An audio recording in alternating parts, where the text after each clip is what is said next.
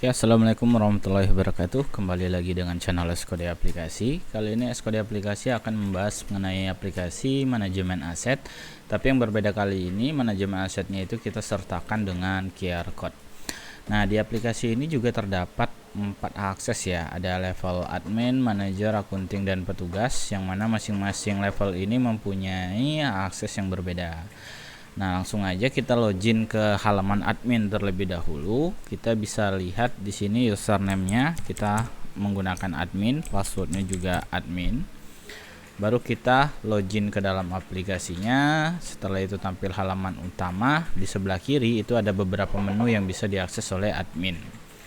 Yang pertama itu halaman admin, yang mana nanti di sini berguna untuk menginputkan level akses masing-masing, mulai dari admin, manajer, akunting, dan petugas. Dan password username-nya nanti juga ditentukan oleh admin di data admin ini. Jadi passwordnya itu kita enkripsi ya. Jadi dia tampilnya seperti ini. Padahal di sini adalah admin ya.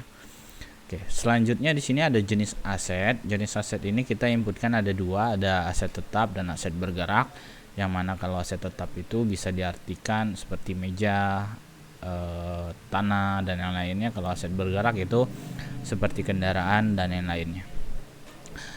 Selanjutnya di sini ada data aset. Nah, kita harus menginputkan dulu di sini data setiap aset yang dimiliki oleh perusahaan tersebut. Contoh di sini ada dua ya. Ada keyboard misalnya. Di sini statusnya aktif. Nilai dari asetnya itu 5 juta dan di sini berelasi ke jenis aset. Kalau misalnya kita tambahkan data baru. Nah, di sini kita bisa lihat dan misalnya di sini ada laptop. Di sini statusnya aktif, nilainya itu misalnya 7 juta rupiah atau 10 juta ya, 10 juta. Terus jenis asetnya kita pilih di sini aset tetap atau bergerak, kita pilih aset tetap. Mereknya misalnya Dell. Ukurannya misalnya 35 kali 30 cm. Masa periodenya ini bisa kita input sebesar 4 ini ya, masih periodenya itu 4 tahun ya misalnya. Kita simpan. Nah, 4 tahun. Terus di sini nanti ada kategori penyusutan. Nah, jadi setelah semua asetnya itu diinputkan, mulai dari laptop, tanah, kursi, meja, lemari, dan aset-aset lainnya sudah direkap semuanya, nanti dia jadi data seperti ini ya. Ini kan baru 3, nanti muncul lebih banyak data lagi. Nah, dari setiap aset itu nanti mempunyai QR code. Nah, QR code ini nanti bisa dicetak.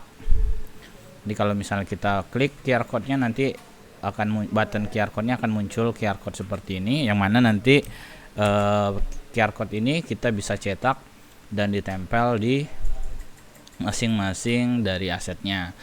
Nah, dan dari QR code ini nanti bisa di-scan. Nah, scan-nya ada dua alternatif di sini. Kita bisa scan menggunakan printer ya, menggunakan scanner ya. Scanner dari eksternal. Bisa 1 dimensi atau 2 dimensi, dan juga bisa kita scan menggunakan kamera handphone atau Google Lens. Jadi nanti kalau misalnya kita scan menggunakan kamera handphone atau Google Lens, nanti di sini akan muncul informasi, yang mana informasi tersebut akan ngelink ke informasi dari asetnya gitu ya. Dari asetnya nanti bisa dicoba untuk scannya. Nah, kalau misalnya mau di scan dari meja, misalnya dari meja segala ya. Nah, selanjutnya di sini kita bisa edit, bisa hapus data asetnya. Nah, di sini juga ada menu kategori penyusutan, yang mana kategori penyusutan itu akan kita inputkan yang barusan kita inputkan data aset tadi. Jadi di sini kita harus set nih data aset yang kita inputkan itu kan nanti ada penyusutan tuh. Jadi di sini kita pilih nih laptop. Kategori penyusutannya kan 4 tahun ya, 4 tahun. Ada 8 tahun, 16 tahun, sama 20 tahun. Yang mana nanti masing-masing periode ini mempunyai jumlah penyusutan presentasi yang berbeda-beda. Kita bisa lihat di dalam proposal. Kelompok 1 penyusutan dalam 4 tahun itu penyusutannya itu 50% dalam 1 tahun. Dan yang kedua itu 8 tahun itu penyusutannya itu 25%. Kelompok 3 itu penyusutannya dalam 16 tahun itu 12,5%, dan kelompok 4 itu 20 tahun dengan persentase 10%. Oke, nanti kita di sini pilih nih statusnya itu misalnya 4 tahun ya, misal. Ini bisa kita pilih 4, 8, 16, 20. Tergantung dari laptop itu biasanya masa tahannya berapa lama sih. 20 mungkin kelamaan, 8 tahun ya biasanya untuk laptop ya. Nah, nilainya di sini akan otomatis terhitung menurut perhitungan yang tadi, perhitungan yang ini ya. Nah, jadi kita pilih 8 tahun, maka dia penyusutannya itu 25%. 25% hingga nanti nilai asetnya itu berubah menjadi 0 ketika masuk di 8 tahun tahun yang ke-8. Jadi di sini ada Rp2.500.000. Ini untuk 8 tahun. Kita proses simpan. Nah, di sini ada nilai asetnya Rp2.500.000 untuk 8 tahun untuk kategori penyusutannya. Selanjutnya di sini ada data penyusutan. Nah, di data penyusutan ini kita bisa menginputkan data penyusutannya itu. Kalau misalnya produknya banyak, kita bisa scan QR code yang sudah di print tadi di sini. Oke. QR code yang sudah di print tadi atau yang sudah dicetak tadi itu kita bisa scan. Nanti kalau sudah di scan akan muncul kodenya di sini dan menampilkan item yang ingin dituju, misalnya barang yang terkait dengan barcode tersebut atau QR code tersebut. Nah, jadi misalnya kita tambah data nih. Kalau sudah tambah data, nanti di sini muncul nih ID asetnya laptop ya. Laptop akumulasinya itu kan tadi mengambil perhitungan dari 25% ya, 25%. Maka di sini otomatis terakumulasi sendiri tanggal penyusutannya tanggal berapa, penyusutan pertama. Nah, kita tinggal simpan aja. Karena sudah kita tentukan ke dalam kategori penyusutan sebelumnya. Nah, jadi di sini laptop 2.500.000, nilai asetnya itu menjadi 7.500.000. Awalnya kan nilai asetnya itu kan 10 juta karena terdapat terdapat penyusutan sebesar 2% atau 25%, maka nilai aset pada tahun berikutnya itu senilai Rp7.500.000, yang mana nanti ini akan, kalau misalnya kita masuk ke penyusutan di tahun kedua, misalnya di tahun kedua laptop, terus di sini kita pilih akumulasinya, ini otomatis ya penyusutan kedua kita tinggal simpan. Ini tinggal ubah tahunnya misalnya 2025 gitu ya. Ini tahun berikutnya. Terus kita simpan, maka nanti di sini nilai asetnya akan berkurang lagi menjadi Rp5 juta. Nah, nanti sampai dengan nilai asetnya itu berubah menjadi 0. Jadi setiap tahun itu aset tersebut mengalami penyusutan sebesar 25%. Itu penyusutan. Jadi alurnya itu kita tinggal input mulai dari jenis asetnya dulu, baru kita inputkan kategori penyusutannya. Setelah itu nanti baru kita inputkan penyusutannya per tahun. Nah, sedangkan untuk di maintenance ini kita merekap nih, biasanya kan ada peralatan-peralatan atau aset kita yang perlu di maintenance. Jadi misalnya ini diambil dari data aset, misalnya laptop nih, tanggal sekian itu ada biaya maintenance sebesar 100.000 untuk install ulang. Kita tinggal masukkan ke sini agar kita bisa merekap pengeluaran maintenance dari setiap aset-aset yang kita miliki. Nah, seperti itu. Nah, di maintenance ini juga bisa kita berdasarkan ID aset ya. Nanti kita tinggal scan di sini. Nanti arahkan ke sini, nanti kita scan barcode-nya akan muncul ke aset tertentu berdasarkan QR code masing-masing. Di aset juga ini kita bisa scan.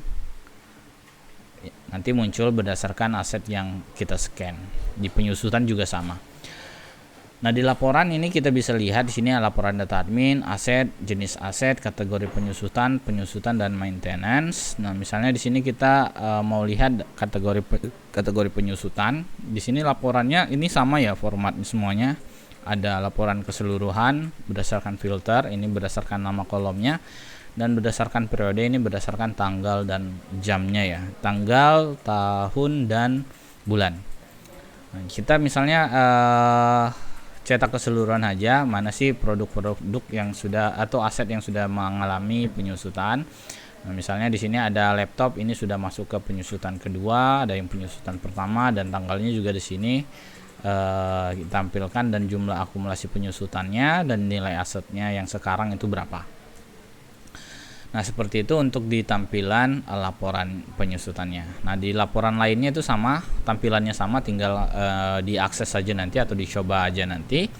Selanjutnya kita masuk ke kategori hak akses pemilik. Jadi kita bisa lihat di sini akses manajernya dengan username manager.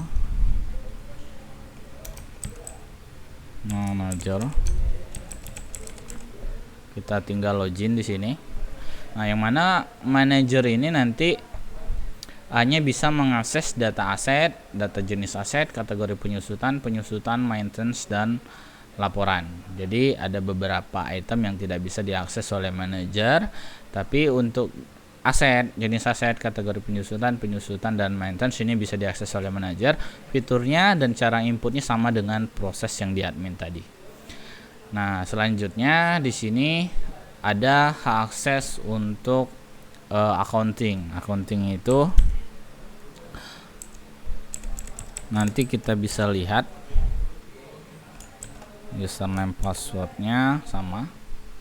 Nah, di accounting itu cuman bisa melihat laporan penyusutan, jadi dia hanya bisa sebatas mengakses laporan saja. Nah, untuk caranya sama dengan yang di admin tadi, tampilannya sama. Selanjutnya yang di petugas ini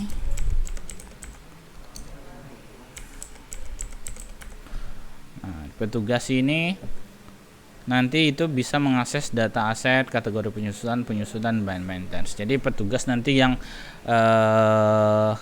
admin dan pemilik dan petugas yang bisa menginputkan data aset, kategori penyusutan, dan maintenance-nya.